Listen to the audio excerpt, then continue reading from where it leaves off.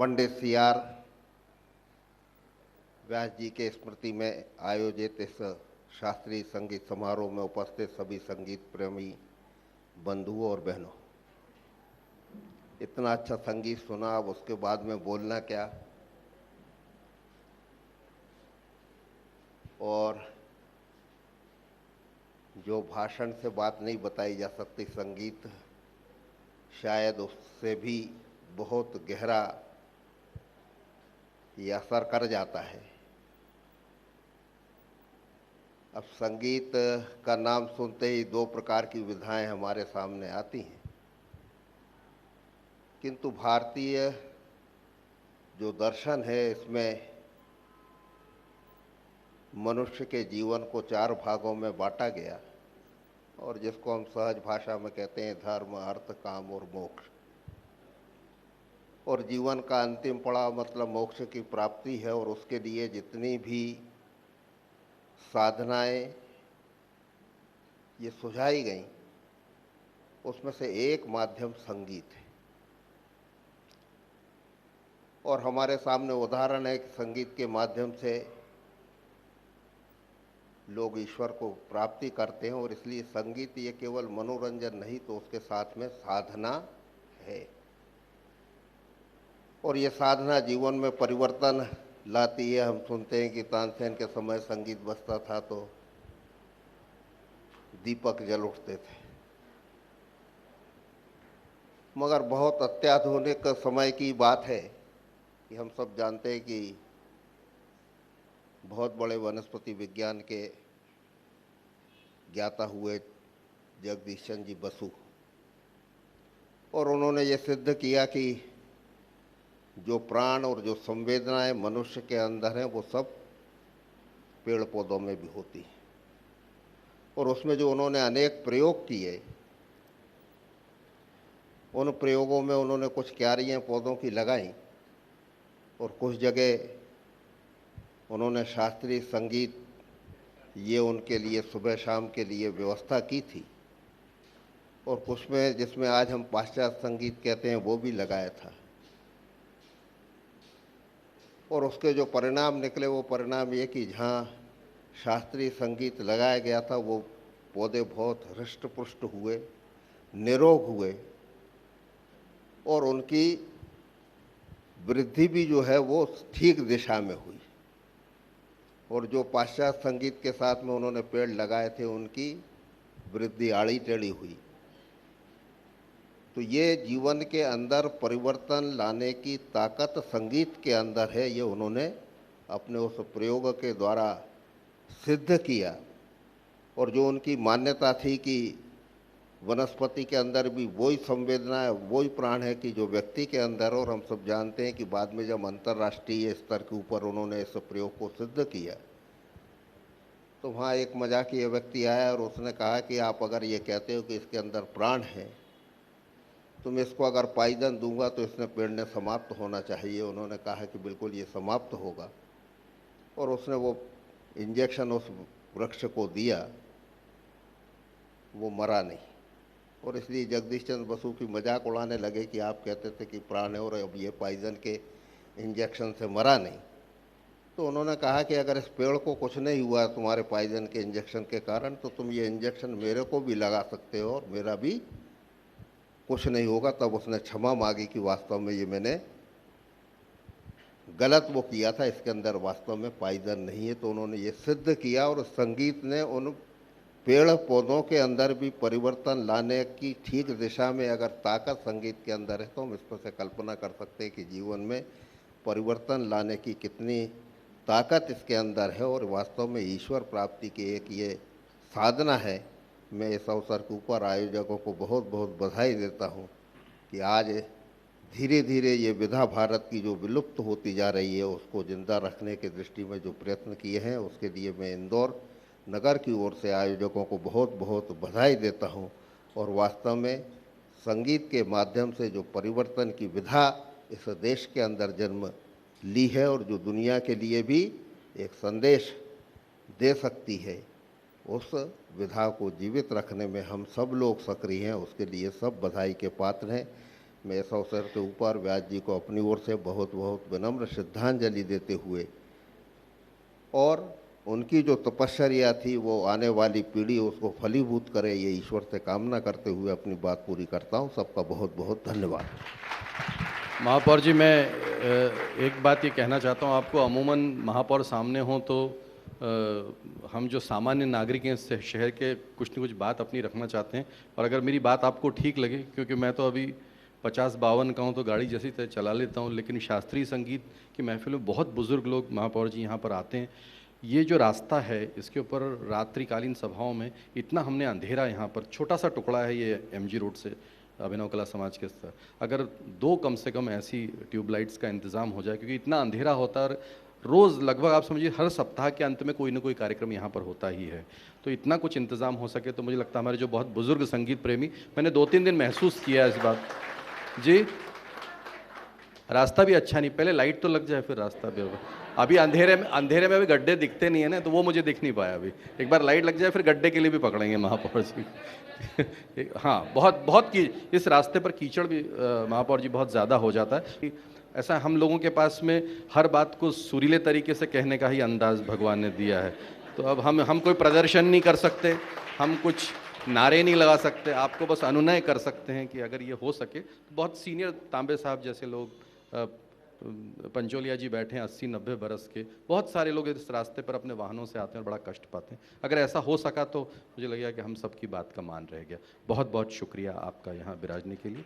अब हम हमारे अगले कलाकार श्रीयुत श्रीपति हेगड़े जी से निवेदन कर रहा हूँ कि आप सबकी करतल ध्वनि के बीच में मंच पर पधारें। आदरणीय हेगड़े जी।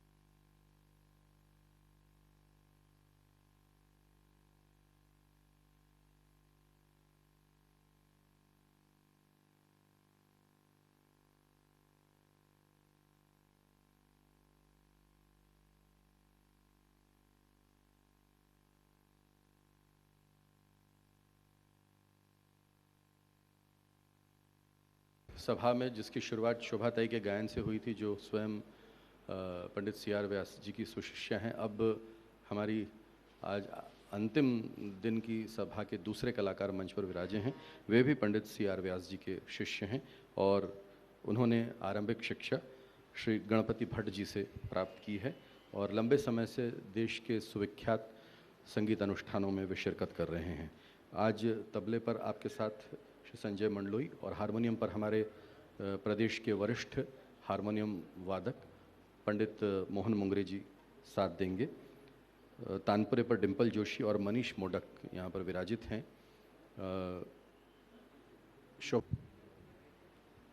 शायद महापौर जी छोड़ा, मैं चाहूँगा सुनील मसूरकर जी आप ही आ जाएं और हमारे सारे कलाकारों का स्वागत करें। सुनील भाई आइए।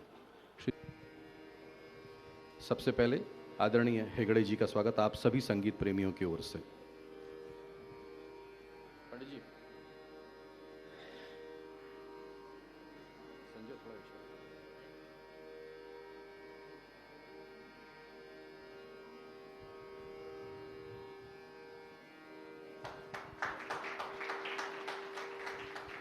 डॉक्टर मोहन मुंगरे जी का स्वागत सुनील भाई करेंगे।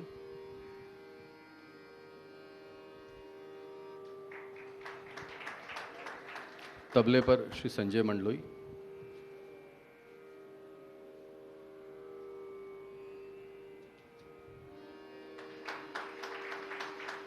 और हारमोनियम तानपुरे पर जो दोनों संगीतकार हैं डिम्पल जोशी और मनीष मोडक, इनका भी स्वागत सुनील भाई से निवेदन कर रहा हूँ।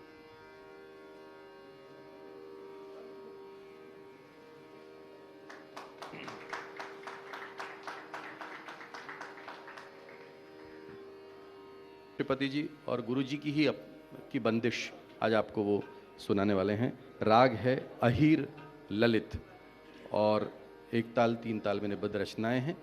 आइए सुनते हैं श्रीपति हेगड़े जी का शास्त्रीय गायन। जोरदार तालियों से मंच का स्वागत करें।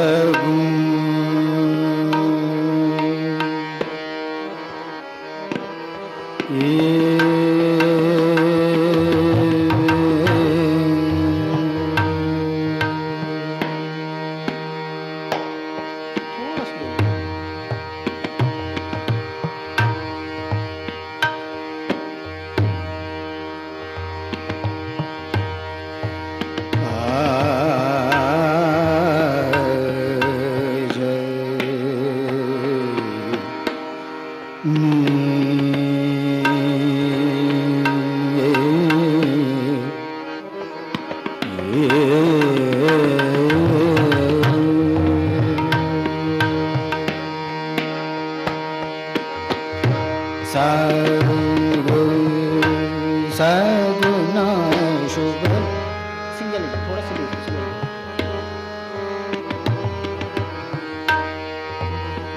और स्लो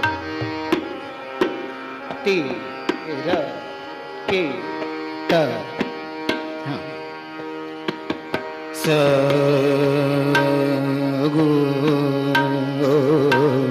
सगुना शुभ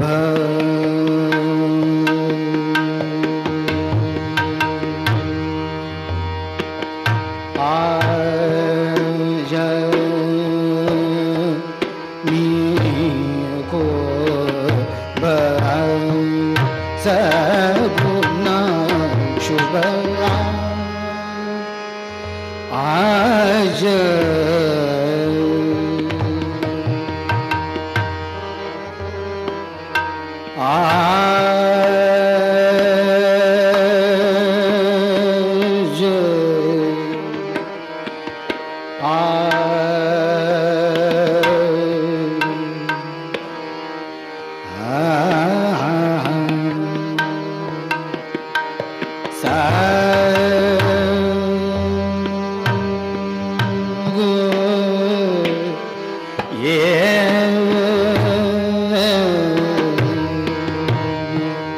सगुना शुभ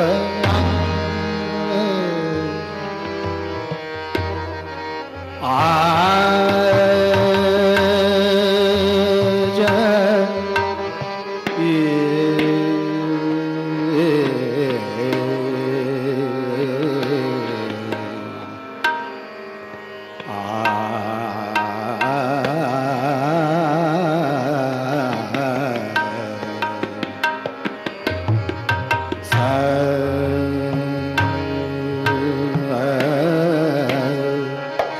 सगुना शुभ सगुना शुभ आज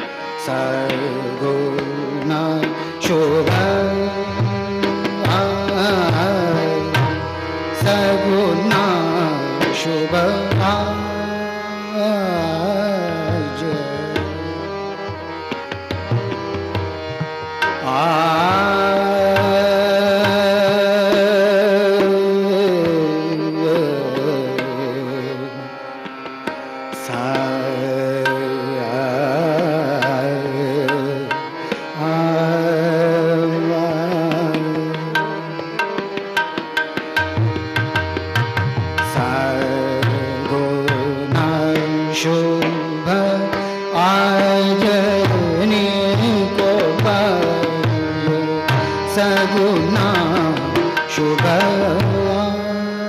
प्लेन सिंपल टिकाई आज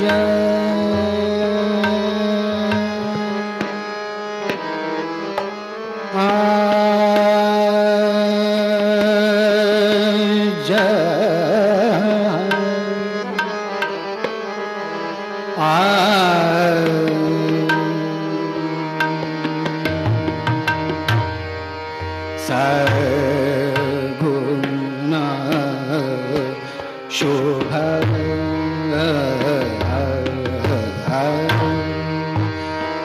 शुभ